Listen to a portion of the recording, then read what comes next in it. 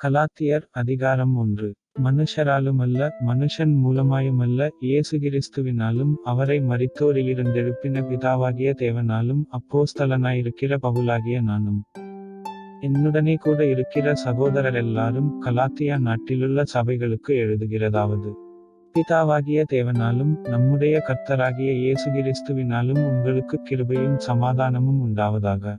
அவர் நம்மை இப்பொழுதிருக்கிற பொல்லாத பிரபஞ்சத்தினின்று விடுவிக்கும்படி நம்முடைய பிதாவாகிய தேவனுடைய சித்தத்தின்படியே நம்முடைய பாவங்களுக்காக தம்மைத்தாமே ஒப்புக் கொடுத்தார். அவருக்கு என்றென்றைக்குமுள்ள சதாகாலங்களிலும் மகிமை உண்டாவதாக. ஆமென். உங்களை கிறிஸ்துவின் கிருபையினாலே அழைத்தவரை நீங்கள் இவ்வளவு சீக்கிரமாய் விட்டு வேறொரு சுவிசேஷத்திற்கு திரும்புகிறதைப் பற்றி நான் ஆச்சரியப்படுகிறேன். வேறொரு சுவிசேஷம் இல்லையே. சிலர் உங்களை கலகப்படுத்தி கிறிஸ்துவினுடைய சுவிசேஷத்தை புரட்ட மனதாயிருக்கிறார்களே அல்லாமல் வேறல்ல. நாங்கள் உங்களுக்கு பிரசங்கித்த சுவிசேஷத்தை அல்லாமல் நாங்களாவது வானத்திலிருந்து வருகிற ஒரு தூதனாவது வேறொரு சுவிசேஷத்தை உங்களுக்கு பிரசங்கித்தால் அவன் சபிக்கப்பட்டவனாயிருக்க கடவன். முன் சொன்னது போல மறுபடியும் சொல்லுகிறேன், நீங்கள் ஏற்றுக்கொண்ட சுவிசேஷத்தை அல்லாமல் வேறொரு சுவிசேஷத்தை ஒருவன் உங்களுக்கு பிரசங்கித்தால் அவன் சபிக்கப்பட்டவனாயிருக்க கடவன். இப்பொழுது நான் மனுஷரையா தேவனையா யாரை நாடி போதிக்கிறேன்? மனுஷரையா பிரியப்படுத்த பார்க்கிறேன்? நான் இன்னும் மனுஷரை பிரியப்படுத்துகிறவனாயிருந்தால் நான் கிறிஸ்துவின் ஊழியக்காரனல்லவே. மேலும் சகோதரரே, என்னால் பிரசங்கிக்கப்பட்ட சுவிசேஷம் மனுஷருடைய யோசனையின்படியானதல்லவென்று உங்களுக்கு தெரிவிக்கிறேன்.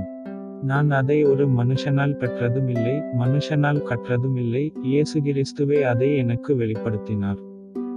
நான் யூதமார்க்கத்திலிருந்தபோது என்னுடைய நடக்கையை குறித்து கேள்விப்பட்டிருப்பீர்கள். தேவனுடைய சபையை நான் மிகவும் துன்பப்படுத்தி அதை பாழாக்கி என் ஜனத்தாரில் என் வயதுள்ள அநேகரைப் பார்க்கிலும் யூதமார்க்கத்திலே தேறினவனாய் என் பிதாக்களுடைய பாரம்பரிய நியாயங்களுக்காக மிகவும் பக்தி வைராக்கியமுள்ளவனாயிருந்தேன்.